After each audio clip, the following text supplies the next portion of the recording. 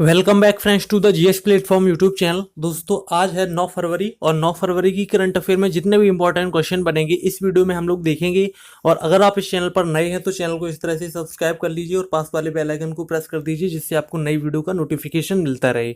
और अगर आप आज की वीडियो की पीडीएफ को डाउनलोड करना चाहते हैं तो इस वीडियो के डिस्क्रिप्शन बॉक्स में जाइए और वहां पर पीडीएफ लिंक पर क्लिक करके उसको डाउनलोड कर सकते हैं। साथ ही साथ इस पीडीएफ को आप हमारे टेलीग्राम ग्रुप से भी डाउनलोड कर सकते हैं। टेलीग्राम ग्रुप की लिंक वीडियो की डिस्क्रिप्शन बॉक्स में दी गई है, तो उस पर पर क्लिक करके आप उसको ज्वाइन कर सकते हैं। और वीडियो के लास्ट में आपसे करंट अफेयर की क्विज का क्वेश्चन पूछा जाएगा जिसका आंसर आपको कमेंट बॉक्स में देना होगा। तो वीडियो शुरू करने से पहले मैं आपको बता दूं, अगर आप इस वीडियो को फेसबुक पर देख रहे हैं तो फेसबुक पेज को लाइक करना और फॉलो करना ना भूलें। तो चलिए शुरू करते हैं आज की वीडियो। तो आज की वीडियो का पहला क्वेश्चन है, हाल ही में परमाणु टेक 2019 परमाणु ऊर्जा सम्मेलन कहां आयोजित किया गया। तो यहाँ पर चार ऑप्शन है, इनमें जो राइट आंसर है नई दिल्ली, ऑप्शन ए सही होगा। तो विदेश मंत्रालय और परमाणु ऊर्जा विभाग ने परमाणु ऊर्जा और विकिरण प्रौद्योगिकी से संबंधित मुद्दों पर चर्चा के लिए नई दिल्ली में 2019 परमाणु टेक का आयोजन किया है। और इस सम्मेलन का जो मुख्य उद्देश्य है वो पर्यावरण पर ध्यान देते हुए परमाणु ऊर्जा में भारत की क्षमताओं का प्रदर्शन करना है।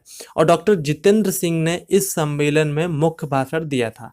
यहाँ पर देखिए नई दिल्ली की बात की गई तो आपको इसके बारे में पता होना चाहिए। दिल्ली के सीएम है अरविंद केजरीवाल, लेफ्टिनेंट गवर्नर है अनिल बैजल। और यहाँ की लोकसभा से 7 सीटें हैं, राज्यसभा से 3 सीटें हैं, विधानसभा में कुल 70 सीटें आती हैं। और 69वें संविधान संशोधन सन 1991 के द्वारा दिल्ली को राष्ट्रीय राजधानी क्षेत्र यानी कि दिल्ली एनसीआर घोषित किया गया था। दिल्ली के बारे में आपको 2 करंट अफेयर के पॉइंट भी पता होना चाहिए। हाल ही में राष्ट्रीय आपदा प्रबंधन प्राधिकरण की जो वार्षिक बैठक आयोजित की गई वो नई दिल्ली में आयोजित की गई। और राष्ट्रीय पुलिस मेमोरियल संस्थान का उद्घाटन भी नई दिल्ली में किया गया। राइट, तो आपको फर्स्ट क्वेश्चन से इतनी इंफॉर्मेशन मिल जाती है। नेक्स्ट क्वेश्चन देखते हैं, क्वेश्चन नंबर 2। हाल ही में थाईलैंड में भारोत्तोलन में EGAT कप किसने जीता है। इसका जो राइट आंसर है मीराबाई चानू, ऑप्शन बी सही होगा। तो विश्व चैंपियन भारतीय भारोत्तोलक मीराबाई चानू ने थाईलैंड में EGAT कप में स्वर्ण पदक जीता है।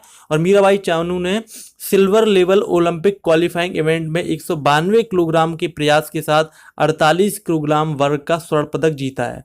लगभग 9 महीने के बाद पीठ के निचले हिस्से में चोट से जूझने के और खेल के मैदान से दूर रहने के बाद 24 वर्षीय मणिपुरी इस खिलाड़ी ने जोरदार वापसी करते हुए 82 किलोग्राम और क्लीन एंड जर्क में 110 किलोग्राम पोडियम के ऊपर की लिफ्टिंग करते हुए उन्होंने अपनी समाप्ति की है। यहाँ पर देखिए थाईलैंड की बात की गई है तो आपको इसके बारे में पता होना चाहिए।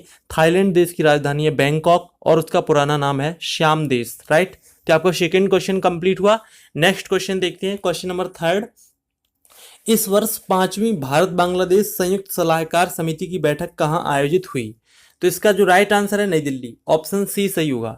तो 5वीं भारत बांग्लादेश संयुक्त सलाहकार समिति की बैठक नई दिल्ली में आयोजित की गई।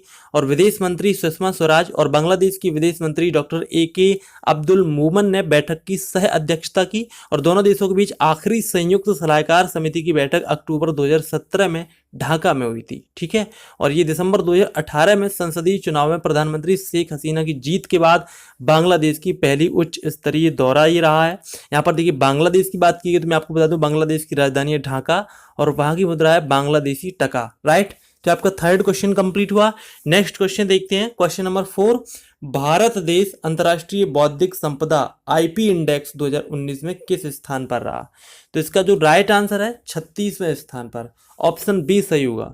तो अंतर्राष्ट्रीय बौद्धिक संपदा सूचकांक पर भारत 8 पायदान की बढ़त के साथ 36वें स्थान पर आ गया है। और इसमें पूरे वर्ष में 50 वैश्विक अर्थव्यवस्थाओं के IP जलवायु का विश्लेषण किया गया। और 2018 में भारत 44वें स्थान पर था। और 2018 से 44वें स्थान से अब 2019 में भारत 36वें स्थान पर आ गया, जिससे कि 8 अंकों की भारत में वृद्धि हुई है। और सूचकांक में मापे गए 50 देशों में अब तक की सबसे अधिक वृद्धि रही है।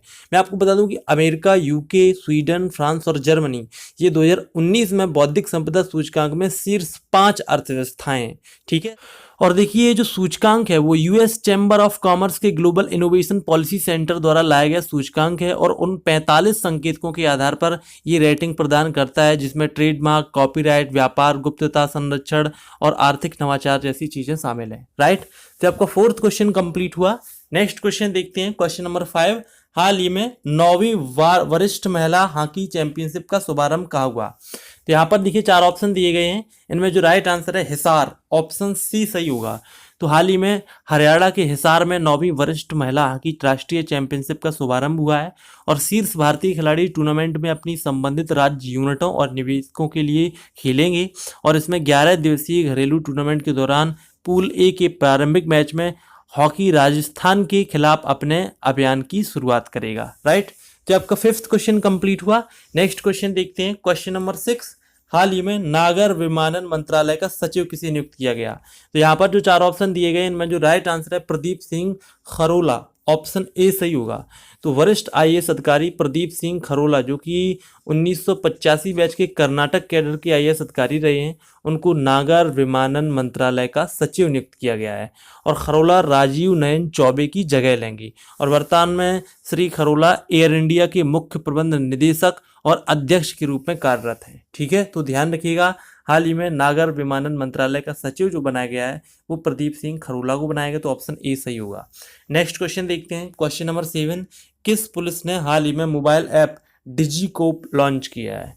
तो यहाँ पर जो 4 ऑप्शन है इनमें जो राइट आंसर है चेन्नई पुलिस, ऑप्शन डी सही होगा। तो तमिल फिल्मों के अभिनेता विजय सेतुपति ने वेपरी स्थित कमिश्नर कार्यालय में शहर के पुलिस विभाग का एक मोबाइल ऐप डिजिकोप लॉन्च किया है और इस ऐप का उपयोग करके लोग चोरी किए गए दोपहिया वाहनों, सेलफोन की स्थिति पर नज़र रख सकते हैं और इसमें देखिए 18,000 मोबाइल फ़ोनों का विवरण संग्रहित किया गया है और निकटतम पुलिस स्टेशन और ट्रैफिक अलर्ट इससे भी जान सकते हैं। मैं आपको बता दूं, इसमें पुलिस विभाग को जनता का सहायक बनाने के लिए सीसीटीवी जागरूकता और कई अन्य पुलिस अभियानों पर डीवीडी भी जारी की गई है। राइट, तो आपका 7th क्वेश्चन कंप्लीट हुआ। नेक्स्ट क्वेश्चन देखते हैं, क्वेश्चन नंबर 8। भारतीय तटरक्षक बल ने समुद्री खोज के लिए किसके साथ समझौते ज्ञापन पर हस्ताक्षर किए हैं? तो इसका आंसर हो जाएगा एएआई यानी कि एयरपोर्ट अथॉरिटी ऑफ इंडिया के साथ, जिसकी स्थापना 1 अप्रैल 1995 को हुई थी। तो भारतीय तटरक्षक और भारतीय विमानपत्तन प्राधिकरण यानी कि एएआई ने पोर्ट ब्लेयर में तटरक्षक क्षेत्रीय मुख्यालय में एक समझौता ज्ञापन पर हस्ताक्षर किए हैं और ये जो समझौता है वो वैमानिकी समुद्री खोज और बचाव कार्यों के समन्वय के लिए किया गया है। मैं आपको बता दूं कि एयरपोर्ट अथॉरिटी ऑफ इंडिया के साथ हुए समझौते का उद्देश्य खोज और बचाव कार्यों के संचालन के दौरान परस्पर वार्ता, अंतर संचालन और वैध प्रक्रियाओं को मजबूत करना है। राइट, तो आपका 8th क्वेश्चन कंप्लीट हुआ। नेक्स्ट क्वेश्चन देखते हैं, क्वेश्चन नंबर 9। कैबिनेट ने गायों के लिए किस आयोग की स्थापना को मंजूरी प्रदान की है? तो यहाँ पर जो 4 ऑप्शन है इनमें जो राइट आंसर है राष्ट्रीय कामधेनु आयोग, ऑप्शन बी सही हो जाएगा। तो केंद्रीय मंत्रिमंडल ने गायों के संरक्षण और विकास और उनकी संतान के लिए राष्ट्रीय कामधेनु आयोग की स्थापना के प्रस्ताव को मंजूरी प्रदान की है और इससे देश में मवेशियों की आबादी का विकास होगा, जिसमें देसी नस्लों का विकास और संरक्षण भी शामिल है और ये पशुधन क्षेत्र में विकास को परिणाम भी देगा और अधिक समावेशी है और महिलाओं को लाभान्वित करता है और छोटे छोटे सीमांत किसानों को भी इससे लाभ होगा। और मैं आपको बता दूं कि राष्ट्रीय कामधेनु आयोग की स्थापना के संबंध में 1 फरवरी 2019 को वित्त मंत्री पीयूष गोयल ने अपने अंतरिम बजट में भी घोषणा की थी। राइट, तो आपका 9th क्वेश्चन कंप्लीट हुआ। नेक्स्ट क्वेश्चन देखते हैं, क्वेश्चन नंबर 10। पेयजल और अपशिष्ट प्रबंधन के लिए भारत ने किस देश के साथ समझौता किया है? तो इसका आंसर हो जाएगा जर्मनी, ऑप्शन सी सही होगा। तो पेयजल और अपशिष्ट प्रबंधन के लिए तीसरे इंडो जर्मन वर्किंग ग्रुप की बैठक 6 फरवरी 2019 को नई दिल्ली में अभी हाल ही में संपन्न हुई है और दोनों देशों ने पेयजल और अपशिष्ट प्रबंधन के क्षेत्र में संभावित सहयोग पर चर्चा भी की और इसमें भारतीय प्रतिनिधिमंडल का नेतृत्व भी श्री अनिल कुमार जैन ने किया और तीसरा इंडो जर्मन एनवायरमेंट फोरम नई दिल्ली में 13 फरवरी 2019 को आयोजित किया जाएगा। यहाँ पर देखिए जर्मनी की बात की गई तो आपको पता होना चाहिए जर्मनी की राजधानी है बर्लिन, वहाँ की मुद्रा है यूरो और वहाँ की जो चांसलर हैं वो है एंजेला मर्केल। राइट, तो आपका 10th क्वेश्चन कंप्लीट हुआ। नेक्स्ट देखते हैं क्वेश्चन नंबर 11। किसकी अध्यक्षता में आर्थिक मामलों की कैबिनेट समिति ने agri market infrastructure fund AMIF के निर्माण को मंजूरी प्रदान की है? तो इसका आंसर हो जाएगा प्रधानमंत्री नरेंद्र मोदी, ऑप्शन ए सही होगा।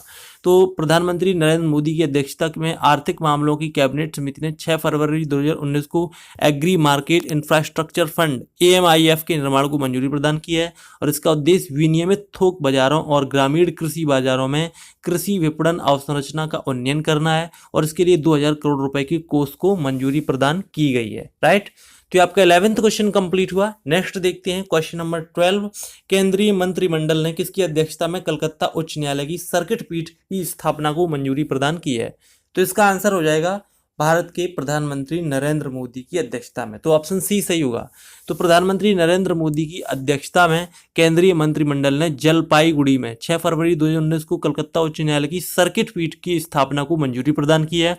और इस सर्किट पीठ की अधिकार क्षेत्र में 4 जिले दार्जिलिंग, कालिम्पोंग, जलपाईगुड़ी और कूच बिहार सम्मिलित होंगे। और ये जो निर्णय है वो 1988 में कलकत्ता उच्च न्यायालय की पूर्ण न्यायालय की बैठक के निर्णय की पृष्ठभूमि पर लिया गया है। राइट, यहाँ पर देखिए पश्चिम बंगाल की बात की गई तो आपको पता होना चाहिए, क्योंकि पश्चिम बंगाल राज्य में ही कलकत्ता उच्च न्यायालय है। तो देखिए पश्चिम बंगाल की राजधानी कोलकाता, वहाँ की सीएम है ममता बनर्जी, गवर्नर है केसरीनाथ त्रिपाठी। वहाँ की लोकसभा से 42 सीटें हैं, राज्यसभा से 16 सीटें हैं, विधानसभा में कुल 294 सीटें आती हैं। और वहाँ के संबंध में 2 करंट अफेयर के पॉइंट पता होना चाहिए। हाल ही में बंगाल की मुख्यमंत्री ममता बनर्जी को Skoch chief minister of the year का अवार्ड मिला है। और कोप इंडिया 2018 जो कि भारत और अमेरिका के बीच सैन्याभ्यास हुआ था, वो इसी राज्य में आयोजित हुआ था। राइट, तो आपका 12th क्वेश्चन कंप्लीट हुआ। नेक्स्ट देखते हैं कल की क्विज का आंसर। तो कल आपसे पूछा गया था सरकार ने हाल ही में कुल कितने व्यक्तियों को पद्म पुरस्कार 2019 प्रदान किए जाने की घोषणा की है? तो इसका आंसर हो जाएगा 112 है। और आज की कुछ का सवाल है, ऑक्सफोर्ड डिक्शनरी का Hindi word of the year किसे घोषित किया गया है? इंपॉर्टेंट क्वेश्चन है। देखिए यहाँ पर ऑप्शन ए है Rafale, option B Beti Bachao, option C स्वच्छ भारत, या फिर ऑप्शन डी नारी शक्ति। तो अगर आपको इस क्वेश्चन का आंसर आता है तो वीडियो के कमेंट बॉक्स में जाइए और इस क्वेश्चन का आंसर जरूर दीजिए। और अगर आपको वीडियो पसंद आए तो प्लीज़ वीडियो को लाइक जरूर कीजिए, और लाइक करने के बाद अपने किसी फेसबुक या व्हाट्सएप के एजुकेशनल ग्रुप में इसको शेयर जरूर कीजिए। और अगर आपने अभी तक टेलीग्राम ग्रुप को ज्वाइन नहीं किया है तो वीडियो के डिस्क्रिप्शन बॉक्स में जाइए और टेलीग्राम ग्रुप पर लिंक पर क्लिक करके उसको डाउनलोड कर सकते हैं और साथ ही साथ उससे जुड़ सकते हैं। और अगर आपने अभी तक संपूर्ण जनवरी की टॉप 50 करंट अफेयर की वीडियो नहीं देखी है तो एंड स्क्रीन पर लिंक दी गई है, उस पर क्लिक करके आप इसको देख सकते हैं। तो मिलते हैं नेक्स्ट वीडियो में, तब तक के लिए नमस्कार।